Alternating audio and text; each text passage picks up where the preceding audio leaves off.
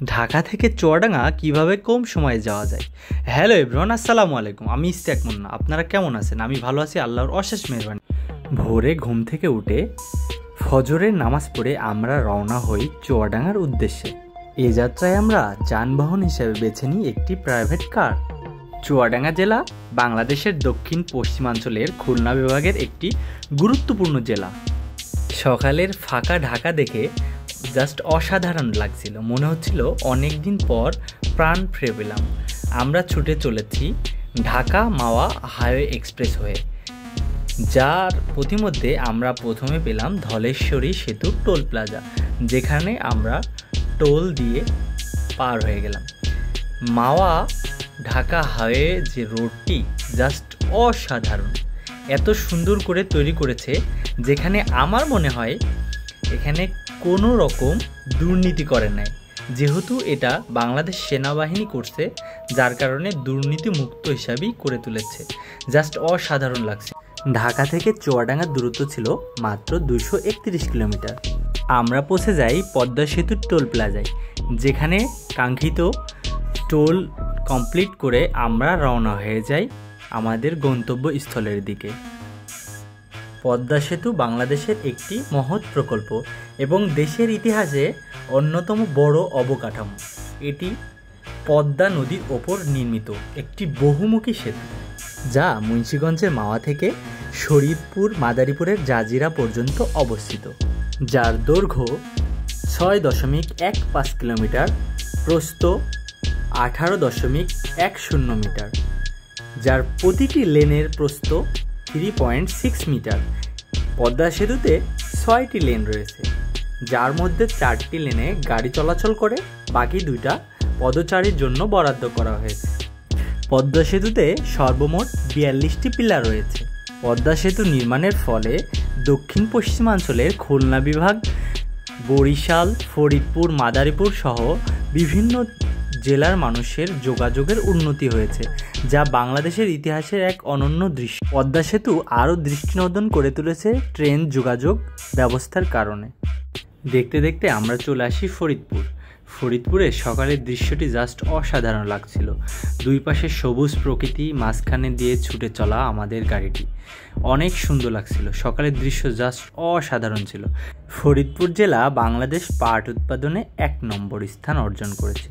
ফরিদপুর জেলা ছোটোখাটো অনেকগুলা পাট শিল্প কারখানা রয়েছে, যেখানে সোনালী আঁশের বিভিন্ন রকমের জিনিসপত্র তৈরি করা হয়।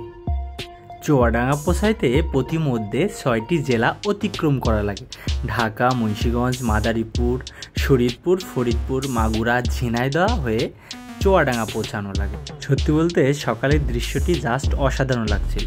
আমরা ফরিদপুর থেকে গাড়ির তেল নিয়ে আমরা রওনা হই আমাদের গন্তব্যের দিকে।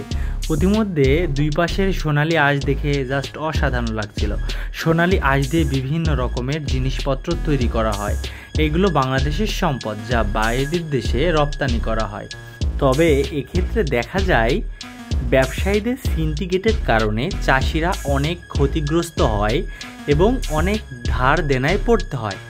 এক্ষেত্রে দেখা যায় কিছু কিছু চাষি সুইসাইড করতেও বাধ্য হয়, যার কারণে আমাদের উচিত এই জিনিসটাকে সুন্দরভাবে দেখাশোনা করে চাষি এবং ব্যবসায়ী উভয়ই লাভবান হয় সেই দিকটা খেয়াল রাখা উচিত। তবে বাংলাদেশের কৃষিক্ষেত্র বাঁচাতে হলে সিন্ডিকেট মুক্ত বাংলাদেশ করতে হবে। আমরা চলে আসি গড়াই সেতু, যেখানে আমরা গড়াই সেতুর টোল দিয়ে আমরা রওনা হই। সুন্দর দৃশ্য দেখি, অনেক ভালো লাগে।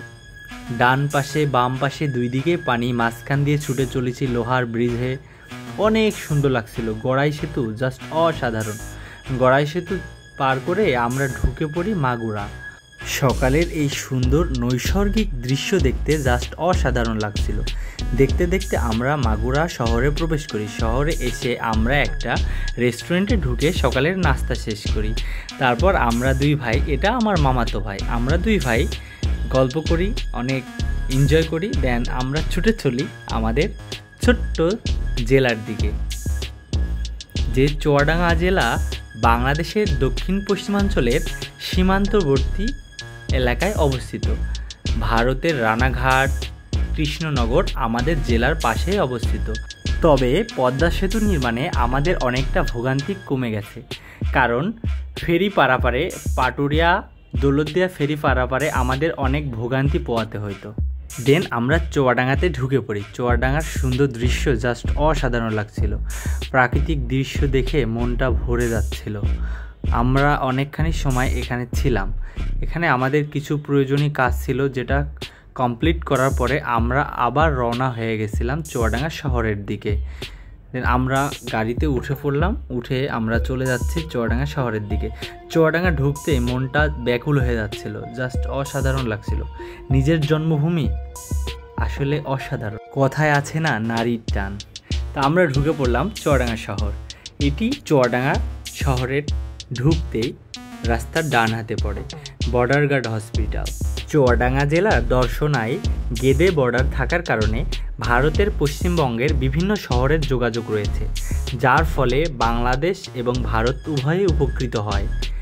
আমাদের জেলা জাস্ট অসাধারণ, মাইন্ড ব্লোয়িং, দেখতে অপূর্ব সুন্দর। কথায় আছে, মনটি যদি থাকে ভাঙ্গা, চলে আসুন চুয়াডাঙ্গা। সো আজকের ভিডিওটি এই পর্যন্ত। ভিডিওটি ভালো লাগলে লাইক, কমেন্ট, শেয়ার, সাবস্ক্রাইব করুন।